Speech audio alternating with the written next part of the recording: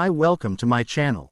So let's start. In this video I cannot use any related picture or image because of copyright. Take one part, A Beautiful Mind. Add a few dashes of euphoria. Sprinkle in some Oscar bait style writing, cinematography, and a ceaseless strings heavy score. Et voila, you have the utterly pointless and eminently skippable limited series that is, The Crowded Room. At best, these 10 hours of Apple TV's latest drama will provide some background noise while you fold laundry, but at worst, this is the shallowest dramatic exploration of mental illness in some time. It is beyond the scope of this reviewer's imagination to wonder what exactly creator and head writer Akiva Goldsman, best known for writing the John Nash biopic that won 4 Academy Awards and, less illustriously, The Da Vinci Code, and Angels and Demons, was thinking.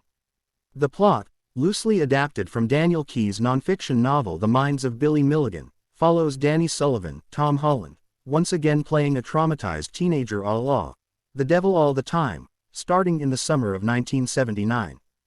Danny lives in upstate New York with his meek mother, Candy Emmy Rossum, and abusive stepfather Marlon Will Chase, and mourns the loss of his twin brother Adam, who appears in childhood flashbacks.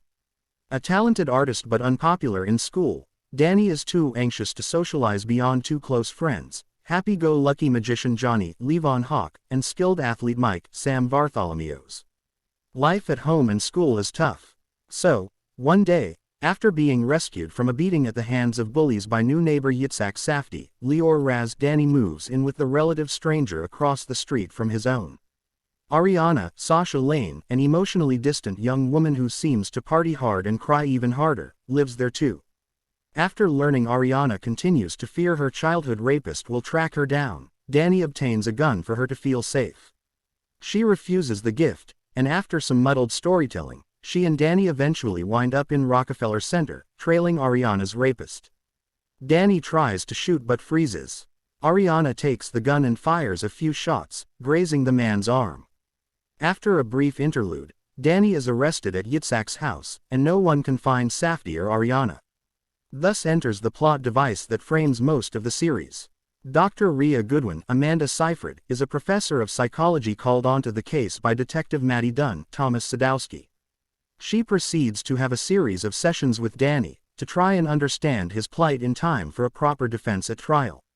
Since she's determined to have certain ignored mental illness diagnoses recognized by the DMS, now known as the DSM, Goodwin's characterization is marked by a series of trite feminist tropes: difficult relationship with ex-husband, overbearing mother, tantrum-prone child. These subplots need depth and nuance, not casual girl boss framing.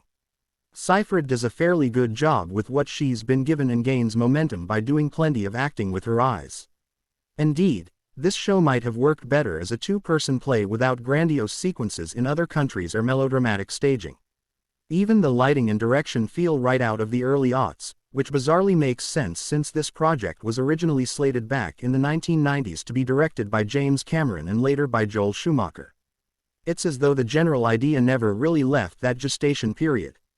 Even the 6th episode, directed by TV veteran Alan Taylor, cannot be rescued from its writing, nor should it take 6 to 7 hour-long episodes for a story to fully reveal and heighten its stakes. Still, there's Holland, who, like frequent scene partner Seyfried, brings considerable pathos and effort to the role. I cannot be too specific about what he does or why he does it, but there are glimmers of a truly tremendous actor in him. He conveys lightness and joy with equal surefootedness as he does moments of unimaginable emotional devastation. The problem, I fear, is his choice of projects. Perhaps playing a relentlessly heavy role like Danny Sullivan is a reprieve and a welcome challenge compared to the grind of playing Marvel's Spider-Man. But there are not too many differences between this ceaselessly dark exploration of mental illness and, say, Precious. Both feature great performances, agony, and to some degree, a sense of realism, but neither transcends the bounds of artistic imagination.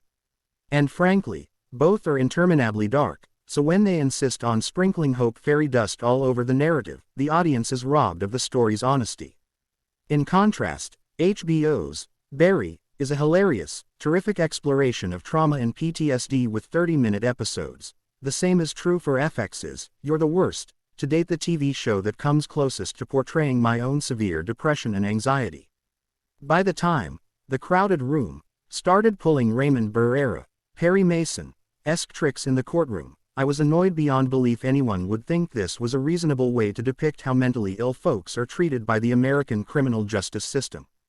Somewhere, deep down in this tragic tale of a young man struggling with his mental health, there's a good story, a universal one, about how this country's non-existent social safety net constantly and spectacularly fails vulnerable groups: children, the mentally ill, abused partners, people of color. But when you try to tell that story with lines of dialogue that are never explained, and dollop in B-roll of late 1970s New York that looks like it was filmed with a completely different camera than the one used on the actors, and add a smorgasbord of Hollywood's cliches of mental health, you cannot succeed.